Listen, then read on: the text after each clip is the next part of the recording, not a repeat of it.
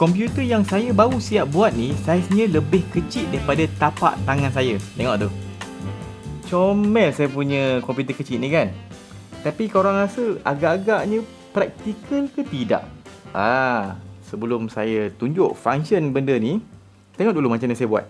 Untuk projek ni, saya gunakan single board komputer yang bernama Raspberry Pi. Yang ini 5 punya. Saya ada yang dah buka sini tau. Yang dalam kotak ni 8GB RAM. Yang ini adalah 4GB punya RAM. Nampak tu? Dekat 4G tu ada perintah kan? Jadi 4GB RAM. Yang ini pula lama, Raspberry Pi 4. Yang 4 ni saya dah guna dalam video dulu, tapi dia tak berapa laju lah. Nak play video pun macam sangkut-sangkut sikit. Kali ni saya nak pakai yang latest dan patutnya dia lebih laju lah. Disebabkan Raspberry Pi ni low power device, kita boleh hidupkan dia menggunakan USB 5V input. Saya hidupkan dan saya nak gunakan infrared camera untuk tengok part mana yang panas sebenarnya. Kat sini kita boleh nampak dia punya power management circuit tu panas, processor panas, dan dekat dia punya input output controller. Sekarang saya dah tahu kan dekat mana tempat yang panas. Jadi solusinya adalah dengan meletakkan heatsink pada tempat yang panas. Tujuannya untuk menambah luas permukaan. Untuk pastikan pula haba tu boleh dipindahkan dengan baik, saya gunakan thermal pad dan thermal paste. Yang thermal paste saya pakai ni jenis adhesive punya. Bila kering dia akan mengeras dan kira jadi gam lah. Heatsink besar ni untuk sejukkan processor dan power management. Yang heatsink kecil tu untuk sejukkan dia punya input output controller. Untuk monitor, saya akan gunakan monitor kecil yang memerlukan 12V. Raspberry Pi pula gunakan input 5V dekat USB Type-C ni. Jadi saya plan nak power guna GPIO pin kat atas ni. Cara dia macam mana? Saya akan gunakan dua modul kat sini. Dekat kiri ni adalah step down buck converter. Tugas dia untuk tukar dapat 5V output daripada modul yang ini. Power delivery decoy modul ni boleh setkan voltage yang kita dapat daripada charger power delivery. Contoh kes ni saya nak 12V, jadi 101 tau.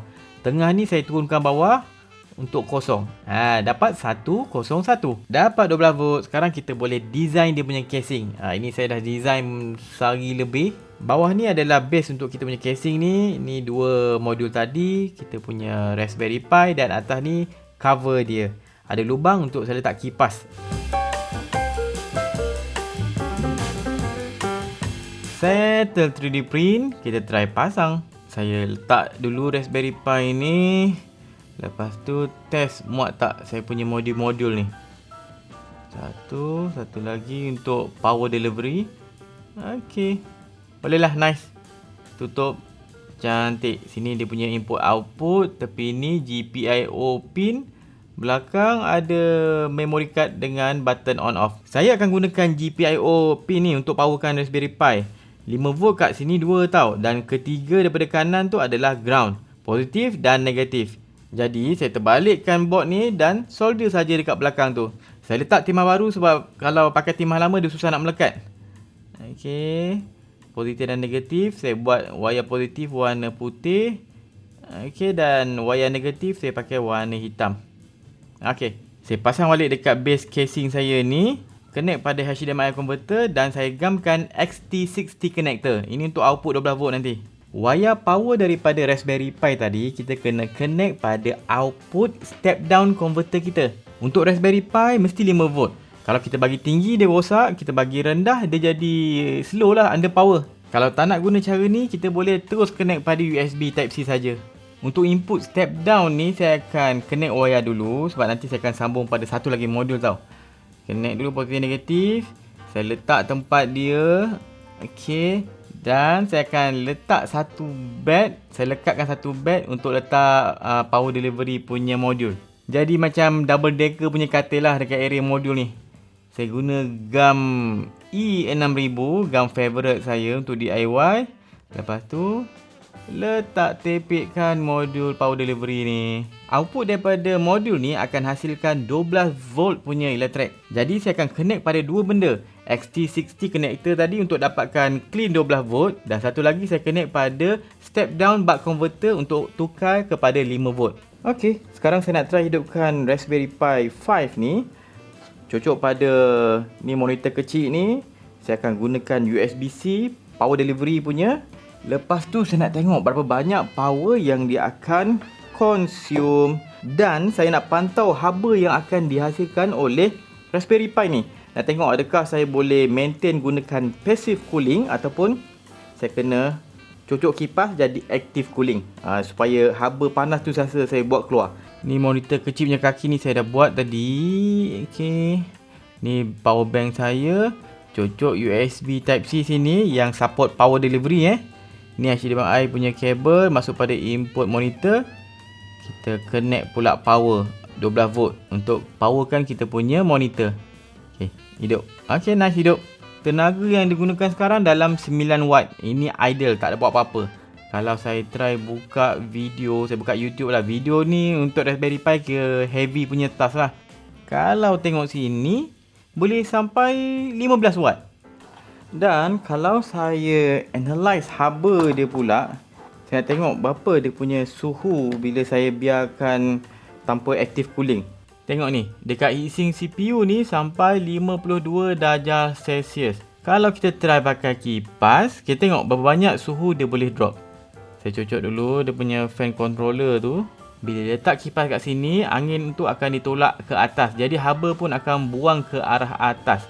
Terus angin ni, kita tengok dia boleh drop sampai 37 darjah Celsius. Kan banyak? Kalau prosesor kita sentiasa dalam suhu yang rendah, tak tinggi, dia boleh hidup dengan lama, jangka hayat dia panjang. Prosesor ni kira settle lah, dah rendah kan. Cuma tinggal tadi nampak tinggi dekat modul power delivery ni, sampai 60 darjah Celsius. Saya nak rendahkan lagi, saya tambahlah heatsink. Yang kipas ni tadi saya akan pasang dekat cover casing saya ni, supaya udara yang panas kita boleh buang ke atas dan udara yang sejuk akan masuk daripada lubang-lubang dan celah-celah casing ni. Saya screw dan siap. Tinggal nak cucuk power saja. Saya boleh powerkan guna power bank ataupun sebarang USB charger Type-C yang support power delivery. Bila dah pakai kipas ni, for sure power akan naik sikit. Ini dalam 10 watt bila idle. Lebih kurang 1 watt lah tambah bila kita gunakan kipas ni. Tapi Raspberry Pi saya ni bukan fungsi utama untuk monitor. Jadi bila saya cabut monitor, dia akan guna power dalam 5 watt macam tu lah, 4 watt ke 5 watt. Ini dalam idle, tapi kalau saya running script maybe sampai 6 watt macam tu. Still rendah. Alright, settle saya punya komputer kecil. Dan kalau ada yang tertanya kenapa saya sibuk buat komputer saya sendiri ni, sebab saya boleh je beli mini PC dekat kedai komputer kan, yang harga 400 ada, harga 1000 lebih ada sampai harga 10,000 pun ada mini PC ni. Kenapa saya sibuk nak buat yang kecil ni? Tujuan dia, komputer ni bukan saya nak gunakan sebagai komputer peribadi yang saya nak buat kerja ke apa kan. Bukan. Fungsi komputer kecil ni adalah untuk menjadi kira macam sistem ataupun otak kepada sistem yang akan saya bangunkan. Kalau kita tengok cerita Iron Man, dia macam Jarvis lah.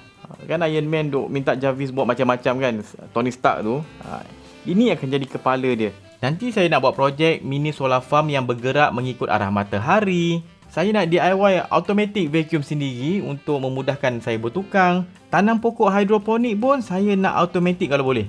Macam-macam projek saya boleh kawal gunakan komputer kecil ni. Andai kata masa depan saya dah buat saya punya reban ayam, saya punya kandang kambing, saya punya kolam ikan, saya punya sistem hidroponik. Kan benda-benda ni perlukan orang untuk menjaga dia. Kalau saya buat sistem, saya buat semuanya automation yang connect pada saya punya komputer ni, saya boleh kontrol semua tu. Kalau saya pergi bercuti pun, saya boleh pastikan saya punya ayam-ayam, saya punya ikan-ikan, saya punya kambing-kambing dapat makanan. Andai katalah saya set satu daripada output ni untuk kontrol makanan ayam.